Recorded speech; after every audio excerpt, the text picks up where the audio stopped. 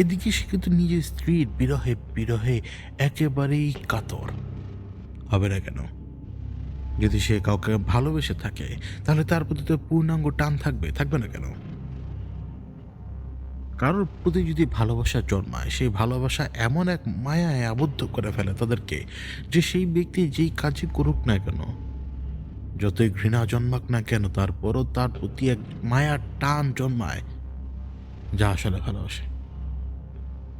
তার হাতে একটা পেয়ালা, সেই জাজ, জুরি, এক্সিকিউশনের সেই পেয়ালা হাতে এমন একদিকে তাকিয়ে রয়েছে যেখানে কোনো লক্ষ্যবস্তু নেই। তার দৃষ্টি সেখানে আটকে রয়েছে, কিন্তু তার চোখের সামনে কেবল তার স্ত্রী, অন্য কেউ নয়। ওই জাজ, জুরি, এক্সিকিউশনের ভেতরে কি কাজ করছে জানো? কারণ সে খুনটা করিয়েছে। সে খুনটা করিয়েছে এবং সেই অপরাধ বোধ তার ভেতরে জাগটে ধরেছে তাকে। ধরবে না কেন? সে একজন অনেস্ট ব্যক্তি না? জজ, জুরি, এক্সিকিউশনার অনেস্ট তো, কিন্তু কারাপ্টেড। কারাপ্টেড হলেও তার ভিতরে অনেস্টি রয়েছে এবং সেই অনেস্টি তার ভেতরে সেই বোধ শক্তিটা জাগাচ্ছে, যে বোধ শক্তি তাকে বাধ্য করতে চাইছে কনফেশন দেওয়ার জন্য যে আমি খুন করিয়েছি। কিন্তু এইখানেই শুরু হয় ভয় ভীতের খেলা। সে কার কাছে যে কনফেস করবে? ধরো আমার কাছে এসে কনফিউজ করলো, আমার কাছে এসে কনফেস করলে তখন সে আরো একজন সাক্ষী তো তৈরি করে ফেললো তার কৃতকর্মের। আমি তখন তার সাক্ষী। বিশ্বাসী কেউ রয়েছে? তার যে ইমেজ, সে যে এখন ভগবান রূপে আবির্ভাব হয়ে গেছে তার চারপাশে, এই ভগবান আবির্ভাব হওয়ার অবস্থার ভেতর থেকে হুট করে সে একজন অপরাধী হয়ে গেল তো সমস্যা, তাই নয় কি? এটা কি সে জানতো না? জানে, সে সবই জানে। সে তারপরও নিজের দ্বৈত সত্তার সাথে লড়াই করছে। অনেস্টি ভার্সেস কারাপশন, ডিসুম ডিসুম ডিসুম ডিসুম। কে যেতে জানো? অনেস্টি জিতে যায়, কারণ তার উপরে তখন পর্যন্ত অনেস্টির ভূত চেপে বসে উঠেছে। সে চাইছে কনফেস করতে, সে ডেসপারেট, তাকে কনফেস করতে হবে, বলতে হবে যে আমি খুনটা করিয়েছি, আমি প্ল্যান সাজিয়েছি এবং আমার খাস আদমি লোক এই ঘটনা ঘটিয়েছে। কিন্তু তখন সে খাস আদমি, বলতে পারো যে তুমি একটা অর্গানাইজেশন, আদমি বলবো অর্গানাইজেশন বলো, যেটাই বলবো, সে তখন সেই অনেস্ট ব্যক্তিকে কি বললো জানো? সেই অনেস্ট ব্যক্তিকে বলে আপনি যদি এই মুহূর্তে কারো কাছে যে কনফেস করেন, কাল সকালে সবাই জেনে যাবে। আজ আপনাকে তারা মাথায় উঠিয়েছে, কাল আপনাকে তারা সবাই মাটিতে ফেলে থুতু মারবে। আপনি কি চান? সবাই জানে আপনি কেমন, সবাই জানে যে কেবল আপনি তাদেরকে উদ্ধার করতে পারবেন, আর এখন আর সবাইকে জানিয়ে দিতে চাচ্ছেন। দেখুন, অন্যায় কে করেছে? অন্যায় করেছে আপনার স্ত্রী। আপনি যদি শাস্তি দিতেন তখন এই সমাজ আপনাকে গালি দিত, তখন এই সমাজ আপনাকে আপনার পৌরসত্বের বিরুদ্ধে যে দাঁড় করিয়ে দিত, আপনাকে দিত না? আপনার স্ত্রীর চরিত্র কি ভালো হতো তখন? তখন আপনার স্ত্রীর চরিত্রের কারণে আপনাকে চরিত্রহীন বানিয়ে দিত সমাজ। আপনার সমস্ত বিচার প্রক্রিয়া নিয়ে এখন প্রশ্ন উঠবে, আপনার যোগ্যতা নিয়ে প্রশ্ন উঠবে, আপনার এতদিনের লড়াই একেবারে ছায়ে পরিণত হয়ে যাবে। আপনি কোনো ভুল কাজ করেননি, কিন্তু আপনি এখন যদি কনফেস করে দেন তাহলে পরিণাম হবে অনেক খারাপ। যেই অপরাধীদের মাথা আপনি কেটে ফেলেছেন, সেই অপরাধীদের জায়গায় আপনাকে রাখা হবে এবং আপনার মাথা কেটে ফেলা হবে। আপনি কি মৃত্যুকে ভয় পান না? আপনি কি চান আপনাকে ঠিক বাকি সবাইকে যেভাবে হুকুম দেওয়া হয়েছিল ওই গিয়োটিনের নিচে নিয়ে গিয়োটিন ফেলে মাথা আলাদা করে দেওয়ার? সে আপনাকেও সেই একই অর্ডার পাস করুক কেউ, এবং পাশ করিয়ে আপনাকে সেই গিয়োটিনের নিচে নিয়ে যাক এবং সেই উপর থেকে গিয়োটিন নিচে পড়ে আপনাকে আলাদা করে ফেলুক। আপনি কেটে চান? আপনার ভয় করে না? কেউ অন্যায় করেনি এমন তো নয়, সবাই তো দোষী। তাহলে আপনি কেন কনফেস করতে চাচ্ছেন? আপনি কেন ভয় পাচ্ছেন? আমি রয়েছি, আমার দায়িত্ব, আমার দায়িত্ব এই সমস্ত কিছু দেখভাল করে রাখা, কিন্তু এই মুহূর্তে আপনাকে শক্ত থাকতে হবে, নইলে আপনাকে যারা ভগবান বানিয়েছে তারা আপনাকে, বললাম না, গায়ে থুতু মারবে। তখন তুমি ভেবে দেখো, সেই অনেস্ট জাজ জুডি এক্সিকিউশনার এই ভয়ে আতঙ্কিত হয়ে পড়লো, উল্টানো ভয়, আতঙ্ক। সে এখন ভয় পাচ্ছে ক্ষমতার চূড়ায় থাকার কারণে সে যে কোনো অর্ডার পাস করে যে কোনো সময় যে কোনো কিছু করতে পারবে। কিন্তু যদি সবাই জেনে যায় যে সে এই ঘটনা ঘটিয়েছে, তাহলে ওই যে উল্টো তার দেওয়া রায় এখন তার সামনে এসে দাঁড়িয়ে যাবে, তার মাথায় আলাদা করে ফেলতে হবে। আর কোনো অপশন নেই। মৃত্যুকে কেনা ভয় পায়? এর বাইরে যত ধরনের তাচ্ছিল্য করা হবে তাকে, যেইভাবে তাকে অপমান করা হবে, সেটা সে নিতে পারবে না। তো মৃত্যুর আগেও তার মৃত্যু হতেই থাকবে বারবার বারবার। কেউ এটা নিতে চাইবে না।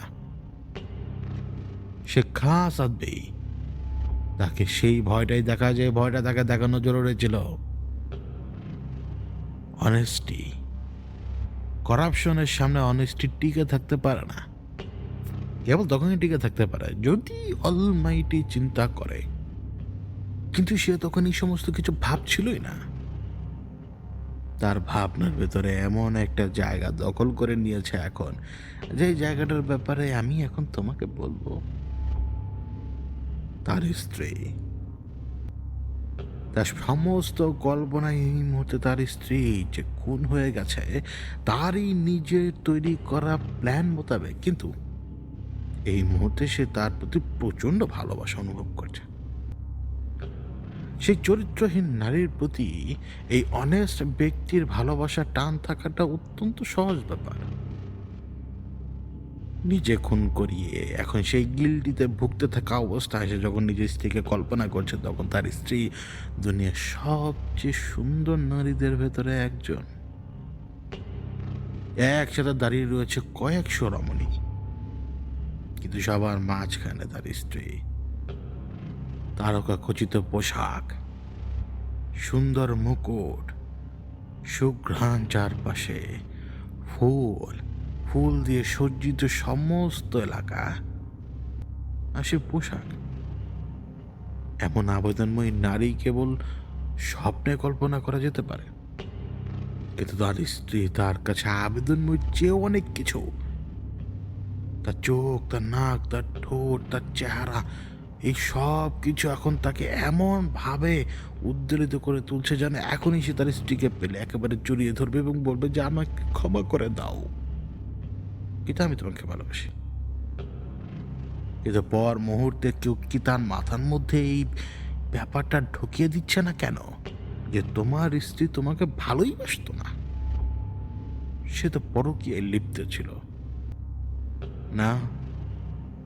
ডিফেন্স মেকানিজম এই মুহূর্তে অ্যাক্টিভেটেড। সে এখন কোনো মতে এই ব্যাপারটা ভাবতে চাইবে না, কারণ অনেস্টি চাচ্ছে যে তুই যে সাগরে ডুবে মার, আর করাপশন বলছে সবাইকে সাগরে ডুবিয়ে মেরে তুমি রাজা হয়ে রাজার মতো বেঁচে থাকো।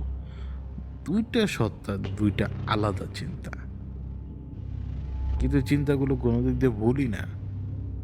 অনেস্টি চাইবে জিততে, করাপশন চাইবে জিততে।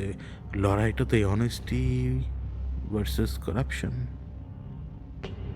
ওদিকে সুন্দর একটা সুর বেজে বেড়াচ্ছে।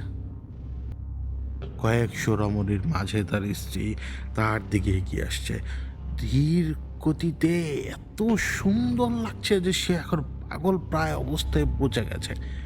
এরকম তো কখনো হুর হতে পারে নাকি হুরের চেয়ে বেশি সুন্দর সে? সে কল্পনা করতে পারবে না এরকম সুন্দর নারী, কখনো কল্পনা করতে পারবে না কোথাও কেউ কোনোভাবেও। তার স্ত্রীকে সে দেখতে পাচ্ছে শুধুমাত্র। বললাম না, এমন আবেগ, এমন মোহ তখনই মানুষের ভেতরে জেগে ওঠে যখন তারা নিজেরাই আঘাতপ্রাপ্ত হয়। সে তো আঘাত পেয়েছে, আঘাত পাওয়ার পর সে আবার বদলাও নিয়েছে। দুটো ঘটনাতেই সে গিল্টি ফিল করছে। এই জন্য তার সামনে তার স্ত্রী এই রূপে আবির্ভাব ঘটায়। স্বাভাবিক, সে ডুবে যাচ্ছে। তার স্ত্রীর রূপে সে ডুবে যাচ্ছে, মানে তার স্ত্রী তার একদম কাছে চলে আসছে, একদম কাছে, আরো কাছে, এই যে একদম ধরার মতো, এই এখনই স্পর্শ করতে যাবে, এখনই একেবারে কেমন জানি তারকা খচিত পোশাক থেকে রীতিমতো সুন্দর আলো ছিটকে আসছে, আরো সুন্দর লাগছে তার স্ত্রীকে তার নিজের কাছে।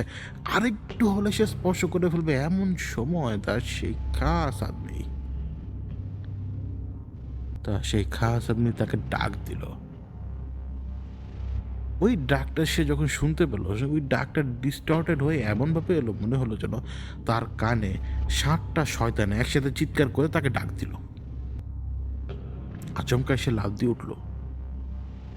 তার খাস আদমি তাকে বলল, আপনাকে এখন কিছু স্টেপ নিতে হবে। সর্বপ্রথম এই সেই সুযোগ, যেহেতু পুরো সমাজ জেগে উঠেছে এবং পুরো সমাজ এই মুহূর্তে আপনার ব্যথায় ব্যথিত, পুরো সমাজ এই মুহূর্তে আপনি যেটাই যাবেন সেটাতেই রাজি এবং খুশি হয়ে যাবে, তাহলে আপনি এই মুহূর্তে একটা অর্ডার পাস করে দিন। যেই অপরাধীদেরকে ছেড়ে দেওয়া হয়েছে, যাদের এখন এই মুহূর্তে কোনো দোষ নেই কিন্তু পূর্বে দোষ রয়েছে, সমস্ত অপরাধীদেরকে ধরে এনে গিয়োটিনের নিচে ফেলে দিন। এতে করে কি হবে যে আপনি সমাজ থেকে এখন শপথ নিচ্ছেন সমস্ত অপরাধ দূর করে দেওয়ার। সমাজে আর কোনো অস্থিরতা থাকবে না, কোনো কিছু থাকবে না, সবাইকে সঠিক বিচার আওতায় নিয়ে আসতে হবে, প্রত্যেক অপরাধীকে। ঠিক আছে? খাস আদমি সে প্ররোচনায় সে ওই এক, মনে করো যে এক্সিকিউটিভ অর্ডার পাশ করলো রাতের বেলা। অর্ডার সবসময় এমন সময় পাশ করবে যে সময় অর্ডার পাশ করলে বাইরের খবর যাতে না যেতে করবে।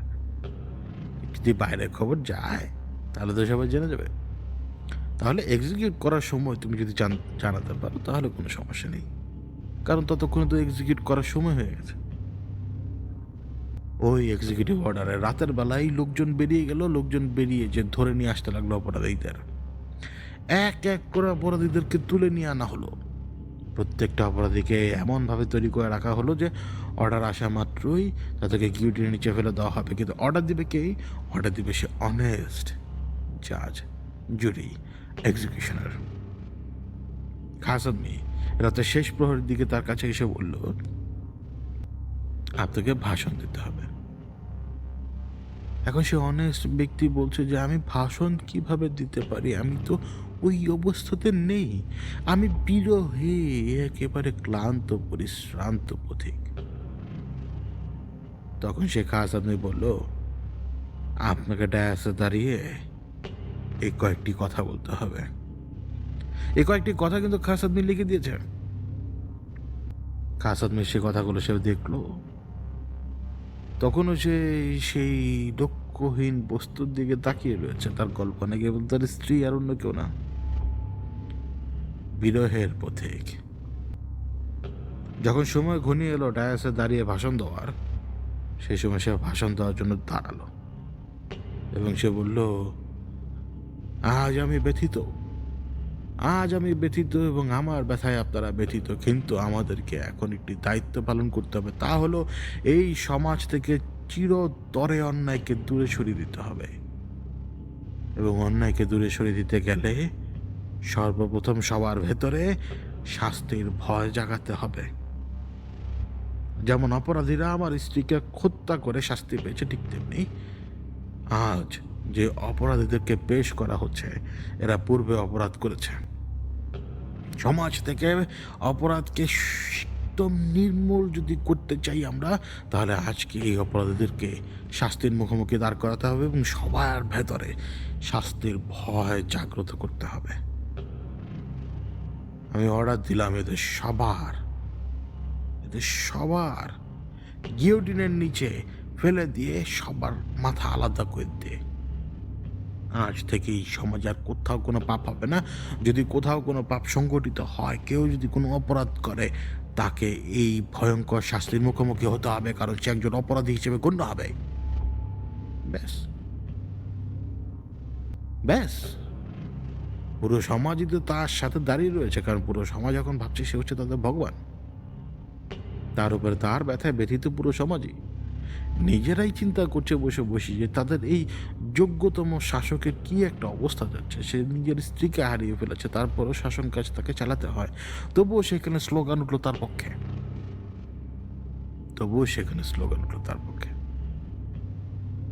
এবং গিয়োটিনের নিচে ফেলে যেই অপরাধীদেরকে তাদের অপরাধের শাস্তি স্বরূপ আটকে রাখা হয়েছিল, সেখান থেকে ছেড়ে দেওয়ার পরে তাদেরকে ফিরিয়ে নিয়ে আনা হয়েছিল, তাদের একেবারে শেষ করে দেওয়া হলো, একেবারে শেষ। কিন্তু এই অনেস্ট পার্সন সে যে একটা ভুল কাজ করলো সেটা তো লিখিত হয়ে গেল। এর প্রমাণ কার কাছে? খাস আদমির কাছে প্রমাণ। বলেছি না, কোনো সমাজে, কোনো জায়গায় কোনো ব্যক্তি নেই যে সে নিজে তার ক্ষমতাকে সম্পূর্ণভাবে উপভোগ করতে পারে, ক্ষমতা সম্পূর্ণভাবে প্রয়োগ করতে পারে। কেবল খাস আদমি সম্পূর্ণভাবে ক্ষমতা প্রয়োগ করতে পারে এবং উপভোগ করতে পারে। এই খাস আদমিদেরকে কেউ চেনেই না, কে চিনবে? এই জন্য তো সে খাস আদমি, এখন খাস আদমি জানে যে অপরাধীদের কোনো দোষ নেই, এই এক্সিকিউটিভ অর্ডার কে পাশ করেছে, সব সে জানে। এখন তার হাতে রয়েছে একটা পাওয়ার। কি পাওয়ার? সেই জাজ জুরি এক্সিকিউশনারকে ব্যবহার করে সমাজকে তার নিজের হিসাব মতো নিয়ন্ত্রণ করবে, একদম নিজের হিসাব মতো। ওই হিসাব মতোই চলতে লাগলো। কিন্তু একটা সময় সেই জাজ জুরি এক্সিকিউশনার বুঝতে পারলো সে ট্র্যাপে পড়ে যাচ্ছে, তার দ্বারা ভুলের পর ভুল হচ্ছে এবং সেই রিয়ালাইজ করলো যে সে পাপের পর পাপ করেই যাচ্ছে। এমন কি ঘটনা ঘটলো যে সারাটা জীবন সততার সাথে সে বেঁচে ছিল, কিন্তু এই হঠাৎ চেয়ারে বসার পরে তার হলোটা কি সে জানে না। ওই চেয়ারটাই করাপ্টেড, আর ওই চেয়ারের আশপাশে যত চেয়ার রয়েছে, ওই চেয়ারের আশপাশে যত চেয়ারের উপরে যত চেয়ারধারী রয়েছে তারা সবাই করাপশন। প্রত্যেকটা ধমনীতে, প্রত্যেকটা শিরায় দৌড়ে দৌড়ে বেড়ায়। দেরি হয়ে গেছে, বড্ড দেরি। এই বড্ড দেরি অবস্থায় তোমাকে একটা কথা জিজ্ঞেস করি, তুমি কিভাবে জানলে যে ওই স্পিয়ারটা কাজে লাগবে? একদম আচমকে কথাটা বলে বসলো আমাকেও, একেবারে মন্ত্রমুগ্ধের মতো কথা শুনেই যাচ্ছে। আর মানে যখন সে হুট করে কথাটা বললো না, থতমত খেয়ে যাই, একদম থতমত খেয়ে যাই। স্পিয়ার বলতে কি বুঝলো এটা বুঝতে পারছিলাম না ওই সময়। তো সে আমাকে ওইভাবে বুঝালো, স্পিয়ার বলতো যে বর্ষাটা, তার কথা হচ্ছে যে বর্ষাটা, মানে ওই বর্ষাটা যে ব্যবহার করতে পারবে দিগন্ত তারা, বা ওইটা আমি কিভাবে বুঝলাম? ওটা তো কেউ আমাকে জানায় নাই, কেউ আমাকে বোঝায় নাই যে ওই বর্ষাটা যদি ওই দিন ওইখানে দাঁড়িয়ে যেত তাহলে ওইখানে ওই গেটটা কলাপস করতো না। মানে গেটটার দুইটা খুঁটি, একটা খুঁটির উপরও গেটটা টিকে থাকতে পারবে, এবং সেই খুঁটিটা হচ্ছে সেই বর্ষাটা। তা আমি এটা বুঝলাম কীভাবে, এটা জানলাম কীভাবে? কেউ কারোর জানার কথা না, এটা হচ্ছে রাসের কথা, মানে আমার এটা জানার কথা না। কিন্তু আমি বললাম আমি আসলেও জানি না দেখে আমি বলেছিলাম যে আমি তো জানি না। আমার শুধু এরকম মনে আছে যে আমি এখন ওর চেহারার সামনাসামনি, কারণ আমাকে তুলে ধরেছে তখন, এবং আমার মতো লোকের হাত পা এক টান দিয়ে ছেড়ে ওর জন্য একদম সহজ।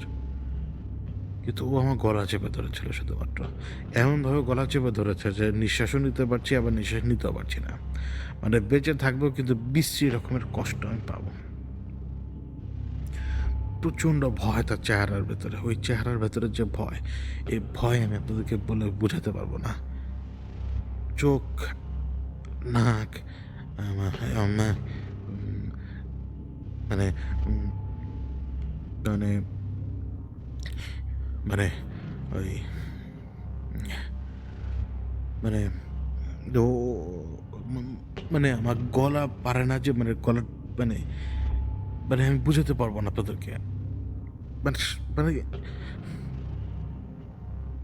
মানে আমি একটা খেলার পুতুল। ওইখান থেকেই আমাকে যে আবার ওই ধাক্কা মেরে ফেলে দিল, তো আমি কোমরে প্রচণ্ড ব্যথা পাই এবং আমি ওই ওই যে যে বাঁশের মতো করে যে হাটটা দাঁড় করানো যে পানির উপরে, ওইটার যে ফ্লোর কিসের তৈরি এটা তো আমার খেয়াল নেই এখন। ওইটার উপরে পড়ে যে মাথার পেছনে বাড়ি খাই খুব জোরে। ওই সময় সে যে কী বলছিল এটা আমার স্পষ্ট মনে নাই, কিন্তু আমার কেন জানি মনে হচ্ছিল যে সে সে এমন কিছু কথা বলছিল যে কথাগুলো হচ্ছে যে মানে সব কিছুই কোনো না কোনোভাবে করাপশন, কিন্তু তারপরও ওই করাপশনের মাঝখান থেকে জীবিত থাকতে পারে, মানে তার কথা যতটুকু আমার মনে আছে যে করাপশনের মাঝখানে জীবিত থাকে অনেস্টি, মানে সততা, কিন্তু সেই সততা চাইলে জেগে উঠতে পারে, জেগে উঠতেও চায় কিন্তু নাকি ওই করাপশন সেই সততাকে জাগতে দেয় না, মানে এরকম কিছু কথাবার্তা আমার খেয়াল নাই। তো হুট করে মানে যে কথাটা আমার খেয়াল হলো, মানে যে কথাটা আমার মনে আছে, হুট করে সে জিজ্ঞেস করলো যে আমি ঠিক আছি কিনা, ইংরেজিতে জিজ্ঞেস করলো যে আমি ঠিক আছি কিনা। তো মারলো তো সে আমাকে, ছুঁড়ে মারলো সে আমাকে, সেই আবার জিজ্ঞেস করছে আমি ঠিক আছি কিনা।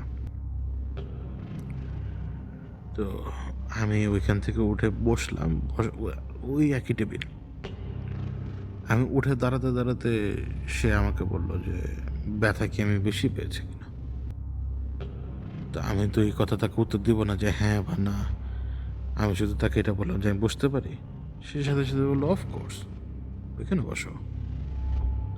তো আমি বসার সময় যে আমি কোথা ছিলাম এটা সে খেয়াল করে, কিন্তু খেয়াল করলেও আমি ওর একটা অদ্ভুত একটা স্মাইল আমি টের পাই।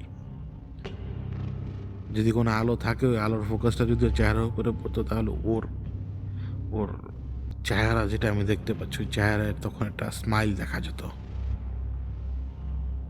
আমি তখন কিন্তু ওখানে বসা, ওই মারলো যে আমাকে ছুঁড়ে যে মারলো সে ফ্লোরে, এই জন্য তো ব্যথা লাগছে না। হঠাৎ করে সে আমাকে বললো তুমি তোমার স্ত্রীকে কতখানি ভালোবাসো। তো আমি তার দিকে তাকিয়ে আছি, কি উত্তর দেবো সেটা বুঝে উঠতে পারছি না, কিন্তু সে আমাকে আরেকবার জিজ্ঞেস করলো তুমি তাকে কতখানি ভালোবাসো। আমি বললাম আমি জানি না। তখন সে আমাকে ইশারা দিল, যেদিকে ইশারা দিল ওদিকে আমি তাকানোর পর আমি দেখলাম কি সবুজ বা গাঢ় সবুজ, মানে মানে খুব সুন্দর একটা কাপড় পরা, কাপড়ের উপরে আবার সোনালি একটা ভাঁজও রয়েছে বা সোনালি কোনো কিছু। এক গাদা মেয়ে দাঁড়ানো, আনুমানিক 20-22 জন, ওই ওই ওই ওই কুঁড়ে ঘরটা মানে ওই হাটের ভিতরেই, যেটা হচ্ছে পানির উপরে ভাসমান। এবং কেন জানি মনে হলো যে ফ্রন্টে যে দাঁড়িয়ে সে আমার স্ত্রী। এবং আমার এইটাও মনে হলো যে আমি এই রূপ বা এই জিনিস আগে দেখেছি কোথায় জানি দেখেছি এরকম লাগছিল আমার। কিন্তু আমি এখন জানি তো যে আমি দেখেছি কোথায়, আমি আপনাদেরকে বলেছিলাম, কিন্তু তখন মনে হচ্ছিল কোথায় জানি দেখেছি ধরতে পারছিলাম না। মানে ওই রূপটাই, যে রূপটা একবার রাস আমাকে দেখিয়েছিল আমার স্ত্রীর, কারণ সে জানে যে আমার কোনো জিনিস দিয়ে লোভ দেখে লাভ নেই। তো সে আমাকে তখন বলল যে মানে সে আমাকে বলে যাচ্ছিল কথাগুলো, ওই কথাগুলো মানে মাথার ভিতরে ঢুকছে এমনভাবে যে মনে হবে যে বিষ ফোড়ার মতো কথাগুলো, মানে মানে এই কথাগুলো তো সাধারণ কথা না, কিন্তু সে তারপরে বলছিল যে লুক এট হার, সে কত সুন্দর, তুমি চাইলে সে সব সময় এত সুন্দর থাকবে, তুমি কখনো কল্পনাই করতে পারবে না। তোমার বয়স বাড়তে থাকবে, তোমার বয়স বাড়তে থাকলেও সে সব সময় এমন থাকবে, কোনো দিক দিয়ে একটু কমতি পর্যন্ত আসবে না। যদি সে প্রসবাও হয় তারপরও তার রূপ এরকম থাকবে, প্রতিদিন একদম নতুন, যেন সদ্য জন্মানো কিশোরী, একদম নতুন, সবসময় এইভাবে সুঘ্রাণ ছড়াবে, সব সময় সে এইভাবে তোমার পাশে থাকবে। তুমি চাইলে সেটা সম্ভব, ভেবে দেখো একবার, তুমি চাইলে সেটা সম্ভব, কোনো কিছুই অসম্ভব নয় দুনিয়াতে। তারা তোমার জন্য এখানে অপেক্ষা করছে, তুমি ভেবে দেখো, তুমি চাইলে আমি সেটা করতে পারি, এখনো সেটা সম্ভব। দেখো তারা তোমার পাশে এসে দাঁড়িয়েছে, একদম কাছেই তো, তুমি হাত বাড়ালেই ছুঁতে পারবে তাকে, দেখো। কিন্তু তুমি ছোবে না, তাই না? আমি জানি তো, আমি জানি। তোমার ছোঁয়ার কোনো ইচ্ছা নেই, কিন্তু তোমার অন্তরের ভিতরে এই মুহূর্তে ২টা সত্তার লড়াই চলছে, সেটা আমি দেখতে পাচ্ছি। একটা সত্তা বলছে যে হায়া লজ্জা দেখানো কোনো কিচ্ছু নেই, কারণ সুপ্রিম কমান্ডারের সামনে হায়া লজ্জা কী জিনিস? হায়া লজ্জা বাদ দিয়ে হাত দিয়ে একটু ধরলেই তো হয়। এর চেয়ে বেশি, কারণ ঠোঁট রয়েছে, নাক রয়েছে, চোখ রয়েছে, চেহারা রয়েছে, এর বাইরে বাহ্যিক অনেক কিছু রয়েছে একটা শরীরে, নারী দেহের ভিতরে অনেক কিছু। তোমার সেই সত্তা সেটাও যায়, আবার তোমারই সত্তা যে বেটা তুমি কি চাও, তুমি কখনো এগুলোর ভিতরে ছিলাই না, তাহলে কেন এই জিনিস ভাবো? দারুণ লড়াই চলে তোমার ভেতরে, এটা ভালোই লাগে, এটা ভালো লাগে। কিন্তু এটা করাপশনকে জাগতে দেয় না। যে করাপশন তোমার ভেতরে রয়েছে, যে করাপশন বাকি সবার ভেতরে রয়েছে, সেই করাপশন জাগতে পারে না। এত লড়াই লড়লে কি সেই করাপশন আর জায়গা পাবে? এত এত সত্তা যদি ভেতরে লড়াই করতে থাকে ২৪ ঘন্টা, তাহলে সেই করাপশন জায়গা পাবে কোথায়? পয়সা দিয়ে তো দেখেছিলাম কাজ হয়নি, ভেবেছিলাম যে পয়সায় কাজ না হোক, লাস্টে তো কাজ হবে। লাস্টও তোমাকে ধরেনি, কিন্তু একটা জায়গায় তো তোমাকে ধরা খুব সহজ, রোগ দিয়ে। শরীরে তো রোগ বাধা বাঁধতে শুরু করে দিয়েছে। ওরা এমনভাবে বাধা বাঁধবে শরীরের ভেতরে, কল্পনা করতে পারবে না। রোগগুলো এমনভাবে বেঁধে যাবে তোমার শরীরে, সেই রোগের জন্য খুব কষ্ট পাবে। অবশ্য সেটা তুমি জানো, সেটা তুমি জানো। Back to the story. হুট করে সে খাস আদমি, সে খাস আদমি কি চাইলো জানো? খাস আদমি চাইলো ক্ষমতা, চাইলে সে এই মুহূর্তে কুক্ষিগত করতে পারে, কুক্ষিগত করতে পারে সে ক্ষমতা। কারণ সে যদি এখন পুরো সমাজের সামনে যে যদি বলে যে এই জাজ জুরি এক্সিকিউশনেরই হচ্ছে সমস্ত সমস্ত ঘটনা মূল্যায়ক, তাহলে পুরো সমাজ একেবারে তার দোরগোড়ায় পৌঁছে যাবে, তাকে টেনে হিঁচড়ে বাইরে নিয়ে আসবে এবং তাকে ওইখানেই পিটিয়ে একটা কিছুতে ঝুলিয়ে আগুনে চালিয়ে দেবে। গিয়োটিনের নিচে নেবে না, নেবে না। খাস আদমি নিজেকে সমস্ত শক্তির উৎস মনে করতে লাগলো তখন। ঠিক ওই সময় একটা বাতাস বয়ে গেল, বাতাস, ওই বাতাসটা তাকে স্পর্শ করলো। স্পর্শ করা মাত্রই সে নিজেকে কল্পনা করতে লাগলো ওই জাজ জুরি এক্সিকিউশনারের জায়গায়। কেমন হবে যদি সে একটা অর্ডার পাস করে যে জাজ জুরি এক্সিকিউশনারকে খতম করে দিতে হবে? কেমন হয়? সবার সামনে যদি সমস্ত পাপ যদি ছেড়ে দেই, তাহলে কেমন হয়? কিন্তু জাজ জুরি এক্সিকিউশনারের পাপ যদি সবার সামনে নিয়ে আসি, তাহলে তো কোনো না কোনোভাবে আমার উপরও তো দোষ পাবে, কারণ আমি তখন তা জানতাম, কিন্তু আমি বাধা দিইনি কেন? এখানে এখন একটাই উপায়, একটাই উপায়, তা হচ্ছে জাহাজ চুরি এক্সিকিউশনারকে পাবলিকলি হত্যা করতে হবে। তাকে এমনভাবে হত্যা করতে হবে যাকে তাকে দেখানো যেতে যায় যে সে হচ্ছে ভিকটিম, কিন্তু সে হচ্ছে মূল করাপ্টেড পার্সন এখানে। কিন্তু তার জন্য তো আবার তাকে একজন খাস আদমি সিলেক্ট করতে হবে। যদি খাস আদমি যদি আবার নিজের জন্য একজন খাস আদমি সিলেক্ট করে, তাহলে তো একই ঘটনা তার সাথেও ঘটতে পারে। যেমনটা সে এই মুহূর্তে জাজ জুরি এক্সিকিউশনারের বিরুদ্ধে করতে চাইছে, তখন তার সিলেক্ট করা খাস আদমিও তো তার বিরুদ্ধে তা করতে চাইবে। অর্থাৎ কোনো খাস আদমি নয়, যা করেন নিজেকে করতে হবে। কিন্তু সে তো খাস আদমি, খাস আদমিরা তো বাইরে যে যার তার সাথে বসে কথা বলতে পারে না। খাস আদমিরা তো বাইরে যে যার তার সাথে যে কোনো ধরনের মিটিংয়ে বসতে পারে না। আর গোপনে কোনো কাজ সে করতে যাবে, সেটা তো যে কেউ দেখে ফেলবে, কারণ সে হচ্ছে খাস আদমি, তাকে সকলে চেনে জানে। সেই সময় ওই সমাজে, এই সমাজ যে ধরনের পানশালাগুলো রয়েছে, ওই সমাজেও সে সময় পানশালা ছিল। দেখো, গাল্প গাল্প করে তুমি যতই পান করতে পারো না কেন, তাতে তোমারই লাভ। কারণ তুমি সবসময় খাবার খেতে পারবে না, কিন্তু তুমি পান করতে পারবে এভাবে। শুধু পান করেই যাবে, করেই যাবে, করেই যাবে, সময় কেটে যাবে, নেশায় ধরবে ধীরে ধীরে ধীরে ধীরে। ওই সমাজেও সেই ধরনের পানশালা ছিল, এবং ওই পানশালায় তখন সেই আশ্চর্যজনক উন্মাদ গিবার্ড বসেছিল। গিবার্ড তখনও সেইখানে জীবিত, তখনও সেইখানে সে রয়েছে, এবং সে সেইখানে ওই পানশালায় সে বসে রয়েছে, মদের নেশায় একেবারে চুর হয়ে আছে, কিন্তু তার সাথে তার নজর একজনের দিকে। ওই পানশালার মালিক যে, তার স্ত্রীর দিকে তার নজর। ওই পানশালার মালিকের সাথে তার স্ত্রীও সেই পানশালা সামলাচ্ছে, কিন্তু মালিক থাকা অবস্থায়, অর্থাৎ তার স্বামী থাকা অবস্থায়, সে তো তার স্ত্রীর দিকে হাত বাড়াতে পারবে না স্বাভাবিকভাবেই, তাই না? কিন্তু সে তো অ্যারাউজড, প্রচণ্ড রকমের সে অ্যারাউজড। তখন একজন পুরুষ যখন প্রচণ্ডভাবে কামনা পাগল হয়ে ওঠে, তখন সে সে তখন কল্পনা করতে পারো, মানে সে সবচেয়ে অচ্ছুত নারীর সাথেও সে ওই সময় মেলামেশা করতে পারে। অচ্ছুত, দুর্গন্ধময়, তার কাছ থেকে মনে করো দুর্গন্ধ আসছে, তারপরও তার সাথে সে ইন্টিমেট হতে পারবে।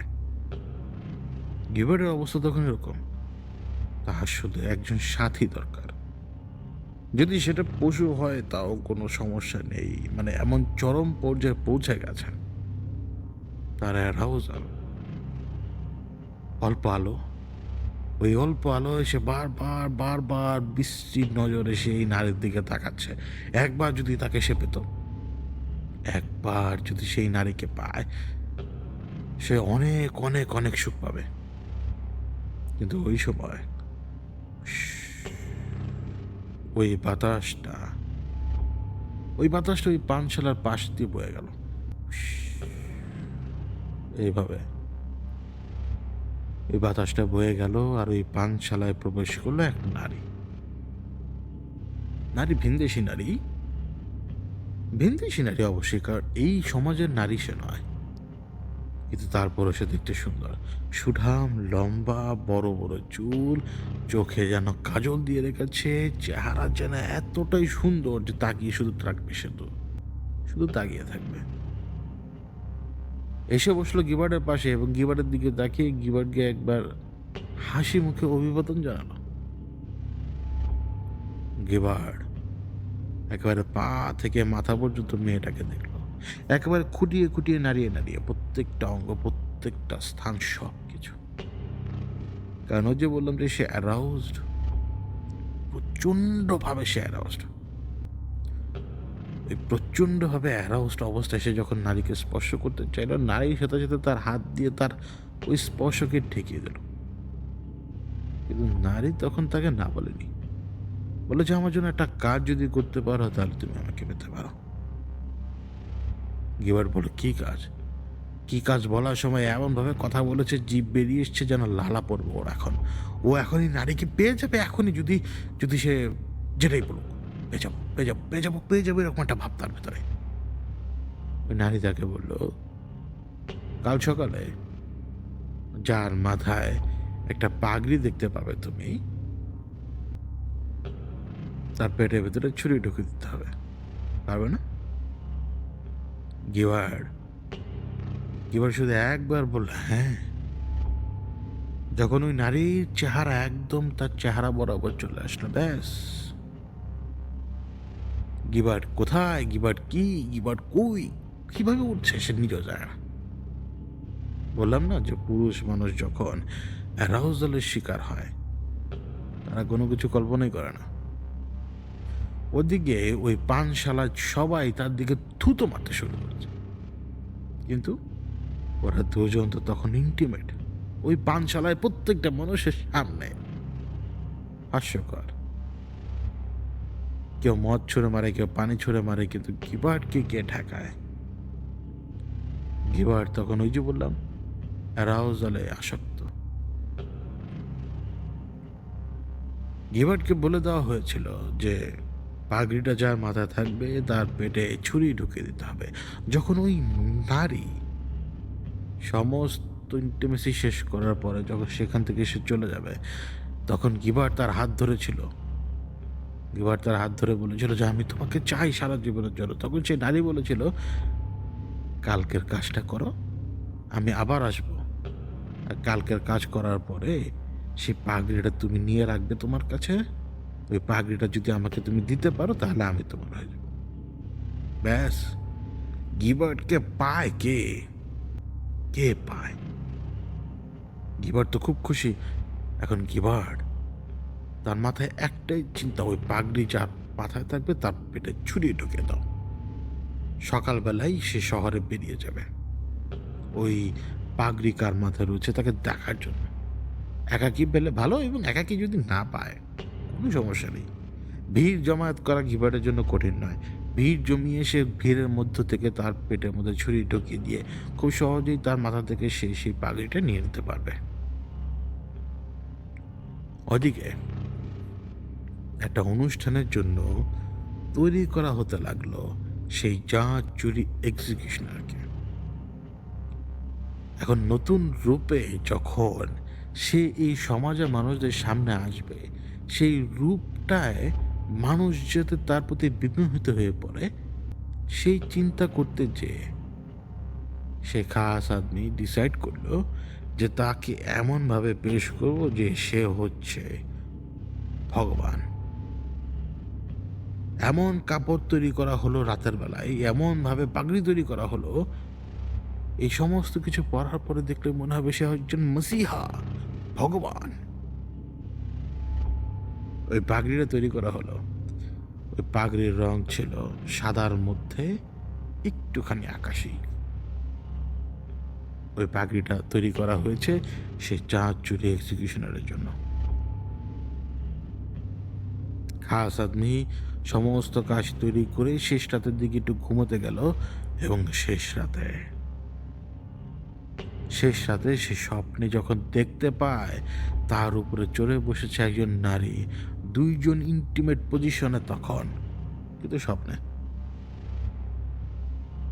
স্বপ্নে ওই নারী কানের কাছে কি জানি বলল, সেই কথাটা এমন ছিল, সাদা হলেই ভালো, সাদা হলেই ভালো।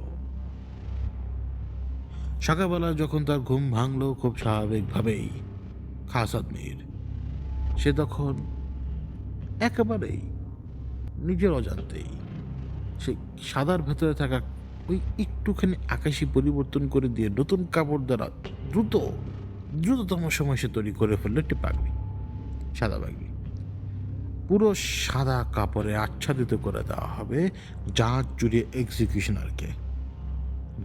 এক্সিকিউশনারকে এমনভাবে সুন্দর করে পরিপাটি করা হলো, একে দেখলে যে কেউ বলবে এ হচ্ছে সাক্ষাৎ ভগবান, এবং সাক্ষাৎ ভগবানের সামনে যে কেউ নড়ে যাবে। খাস আদমি তো এটাই চায়, খাস আদমির প্ল্যান। কিন্তু খাস আদমি কি জানে কি হতে যাচ্ছে? জানে না। শহরে যখন সে বের হলো, ওই সমাজের প্রত্যেকের সাথে সে কথা বলতে লাগলো, মানুষজন জমায়েত হতে লাগলো, এটা হলো সেটা হলো। এদিকে শহরের এক কোনায়, অর্থাৎ ওই সমাজের এক কোনায় গিবার্ট পড়ে রয়েছিল রাত থেকেই। সকালে কিছু সময়ের জন্য সে জেগেছিল, কিন্তু আবারও সে ঘুমিয়েছিল, কারণ নেশার টান বড় কঠিন। এর হাত থেকে বের হওয়া অনেক কঠিন, গিবার্টের জন্য সেটা আরো অনেক কঠিন। কিন্তু কি করবে বেচারা? কাল রাতে যে সঙ্গ পেয়েছে যে নারীর, ওই সঙ্গ সে স্বপ্নেও খুঁজে বেড়াচ্ছে, এবং স্বপ্ন যে ওই নারীর সাথে কতবার সঙ্গমে সে লিপ্ত হয়েছে সে নিজেও জানে না। ওই নারী তো তার সাথে স্বপ্নেও সঙ্গম করেছে, এবং স্বপ্ন তাকে বারবার বলছিল আমার ওই পাগড়ি চাই, আমার ওই পাগড়ি চাই, আমার ওই পাগড়ি চাই। ব্যাস, ওর ঘুম ভাঙলো। পাগড়ি চাই, পাগড়ি, পাগড়ি কোথায়? এদিকে লোকজন কমে যেতে দেখলো সে। লোকজন গাদাগাদি করে কোথায় যেন যাচ্ছে, সেও লোকজনের পিছু নিল। কিছু দূর যাওয়ার পরে সে জমায়েত দেখতে পেল এবং সেই জমায়েত কিছুটা অতিক্রম করার পরে সে দেখতে পেল সেই জাজ জুরি এক্সিকিউশনারকে একেবারে ভগবানের রূপে, একেবারে ভগবানের মতো। সে প্রথম দফায় তাকে দেখে সে কোনো কিছু অনুভব করেনি। সে যখন ফিরে যেতে চাইছিল হঠাৎ তার মনে হলো ওর মাথায় এটা কি। সে দেখল পাগড়ি। এই সেই পাগড়ি, এই সেই পাগড়ি, এই পাগড়ির কথাই তো বলেছিল তাকেই।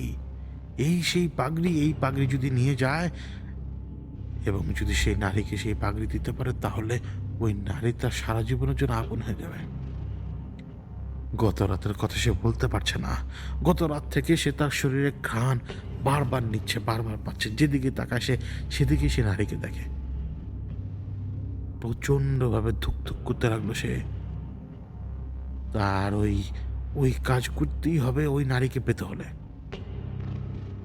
গিবার্ড ছুরি নিয়ে ঘোরাফেরা করে, পেছনে কোমরের পেছনে রাখে, চামড়া দিয়ে তৈরি করা একটা বর্মের ভেতরে। ওই ভিড় ঠেলে সে এগুচ্ছে, ওই ভিড় ঠেলে সে এগুচ্ছে, সে এগুতে রইল, এগুতে রইল, এগুতে রইল। ওদিকে খাস আদমি পরিবেষ্টিত অবস্থায় সেই জাজ জুরি এক্সিকিউশনার পুরো সমাজকে বলছে যে তাদেরকে কীভাবে একতাবদ্ধ থাকতে হবে, কীভাবে অন্যায়ের বিরুদ্ধে রুখে দাঁড়াতে হবে, কীভাবে অপরাধীদের বিরুদ্ধে রুখে দাঁড়াতে হবে। এবং ওই সময় তার পেটে একটা ছুরি ঢুকে গেল। ভিড়ের ভেতর থেকে কে জানি তার পেটের ভেতরে ছুরি ঢুকিয়ে দিল এবং কোন সময় যে তার পাগড়িটা ধরে টান দিল কেউ টের পায়নি। কারণ সবাই লক্ষ্য করেছিল যে সেই জাজ জুরি এক্সিকিউশনের চেহারা কেমন জানি বদলে গেছে। তারপরে সে যখন নিজের যন্ত্রণার শব্দগুলো উঠলো, সবাই তাকিয়ে দেখলো বিস্ফোরিত নয়নে তার সাদা পোশাক মুহূর্তে লাল হয়ে গেছে। মসিহের পোশাক, ভগবানের পোশাক মুহূর্তে লাল হয়ে গেছে। ভগবান আক্রান্ত হয়ে পড়েছেন, তার পেটের ভিতরে ছুরি। রক্ত পড়তে লাগলো। মানুষের শরীর থেকে যখন রক্ত বেরোতে শুরু করে তখন হার্ট সেটা সেন্স করতে পারে, তার মেমোরি রয়েছে। সে আরো জোরে রক্ত পাম্প করতে শুরু করে, কারণ তার কাজ হচ্ছে অক্সিজেন পরিবাহী রক্তগুলোকে দ্রুত পাম্প করা এবং অক্সিজেন ডিপ্লিট হয়ে যাওয়া ব্লাডগুলোকে দ্রুত ফুসফুসে পাঠিয়ে সেখান থেকে অক্সিজেন ক্যারি করিয়ে আবারও তার কাছে এনে অন্যান্য অর্গানে পাঠানো। আরও দ্রুত পাম্প করো। যখন দেখতে পাচ্ছে যে জায়গায় রক্ত পাঠাচ্ছে সে বারবার ওদিক থেকে রক্ত ফেরত আসছে না, সে আরও রক্ত পাঠাতে শুরু করবে। তখন সে আরও জোরে পাম্প করতে শুরু করবে এবং মুহূর্তের ভেতরে তার পাম্পিংয়ের স্পিড 200 পার হয়ে যাবে। ওই ধরফরানি ওই ব্যক্তি নিতে পারবে না এবং সেই ব্যক্তি তো নিতে পারবেই না। এবং এত দ্রুত চাপের ফলে রক্ত খুব দ্রুত প্রবাহিত হতে শুরু করবে। কিছু সময়ের ভিতরে শরীর ঠান্ডা হয়ে যাবে, কিছু সময়ের ভিতরে অদ্ভুত যন্ত্রণা দেখা দেবে, যে যন্ত্রণা হচ্ছে মৃত্যুর। এরপরে সে মুখোমুখি হবে মৃত্যুর। তারপরে ফাইনালি সে মারা যাবে। হার্ট শেষ পাম্পটুকু করে নিস্তেজ হয়ে যাবে, কারণ তার নিজের অংশই ধীরে ধীরে ধীরে ধীরে নষ্ট হতে শুরু করবে। তখন ওই একই ঘটনা তার সাথে ঘটল। সেই জাজ জুরি এক্সিকিউশনার সেই সমাজের মধ্যবর্তী অবস্থায়, সবার সামনে শিরোমণি হয়ে থাকা অবস্থায়, সবার ভগবান হয়ে থাকা অবস্থায়, সবার সামনে সে নিজের দম হারিয়ে ফেললো, সবার সামনে সে রক্তাক্ত হলো, সবার সামনে তার রক্ত গড়িয়ে মাটির উপরে পড়ল। ওদিকে গিবার্ড, কিছু লোক পালিয়ে গিয়েছিল, সেই লোকের ভেতরে সেও পালিয়ে যায়, কিন্তু দেখেনি যে কে ঘটনা ঘটিয়েছে। কিন্তু গিবার্ড শুধু এটা জানে যে ওর তো ছুরি দিয়ে একটা গুতা মেরে দিয়েছে, ওর লোকের বড় জোর কিচ্ছু হবে না। গিবার্ড জানে যে ওর ছুরির আকার সর্বোচ্চ 2 ইঞ্চি, ও ঢুকিয়ে দিলে কিছুই হয় না। কিন্তু সেই দিনকার ওই ছুরির যে অদল বদল হয়েছিল সেটা সেই পাপিষ্ঠ জানত না। জানবে কিভাবে? মদের নেশা যে চুর হয়ে রয়েছে, চুর হয়ে রয়েছে। ওই পাগড়ি নিয়ে তো সে চলে গেল, ওই পাগড়ি নিয়ে সে তো নিজের জায়গার মতো পৌঁছে গেছে, অপেক্ষা করছে সেই নারীর। ওদিকে সবাই ওকে দেখে আজকে থুতু মারছে, কেউ তো আর জানে না যে সে কি ঘটনা ঘটিয়েছে। সবাই আজকে তাকে থুতু মারছে, বারবার থুতু মারছে, বারবার থুতু মারছে। কেউ তার দিকে পানি পর্যন্ত মেরেছে। একটা পর্যায়ে যখন সে কিছুটা সম্বিত ফিরে পেল, সে লক্ষ্য করলো তার গা থেকে প্রচন্ড গন্ধ বেরোচ্ছে। কিন্তু আসল ঘটনা কি জানো? আসল ঘটনা হচ্ছে ওইখানে কোনো নারী ছিল না। ও ছিল শুয়োর। ও ছিল শুয়োর। সে শুয়োরের সাথে সে লিপ্ত হয়ে পড়ে সঙ্গমে। সে এতটাই অ্যারাউজড ছিল, ওই যে বললাম, সে ওই বারের যে মালিক তার স্ত্রীর প্রতি তার টান ছিল প্রচুর।